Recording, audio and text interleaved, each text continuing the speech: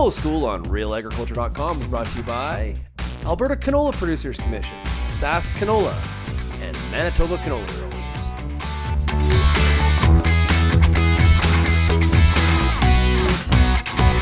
Joining us here on RealAgriculture.com for this edition of the Canola School, we have Angela Brackenreed.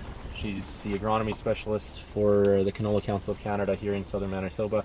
And Angela, some early seeded canola starting to come out of the ground, and it's important for growers to get out there, walk the fields to see what emergence is like.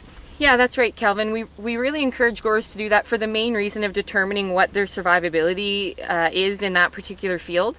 I think, when we're trying to determine our seeding rates, it's really tough to put a number to that percent survivability. We kind of start with a starting point of about 50%, but we know that that's very different from year to year and very different depending on that particular farmer's practices in that particular field.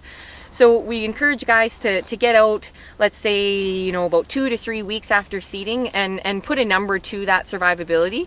Like I said, it's not going to be the same every year, but it does give you a good starting point and a bit of an indication of what it potentially could be for that field.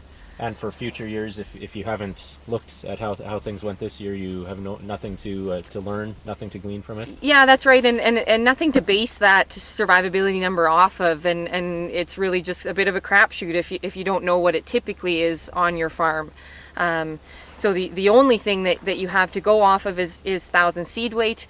But if your survivability could potentially range somewhere from 40% up to 75%, and that can make a humongous difference in what your seeding rate should potentially be in shooting for that 7 to 10 plants per square foot. Mm-hmm. You mentioned 1,000 seed weight. It's of course important to know that. Oh, very important to know that, and every bag of seed now has a tag on it that indicates the 1,000 seed weight.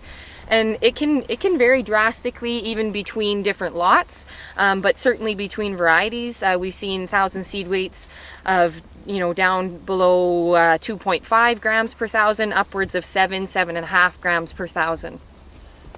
One idea is also to mark a spot on the field and repeatedly check that spot to assess how things have gone. Yeah, so I would say after about 7 days after seeding, go out and mark a spot and continue to visit that same spot up 21 days after seeding, and that can kind of give you an idea of the evenness of that emergence, and it might lead you to change some things. So let's say the speed of seeding, if you have really uneven emergence, you might want to consider for next year slowing down a little bit. That can help with uniformity of depth and placement. All right. Thanks for your time, Angela. Thanks, Calvin.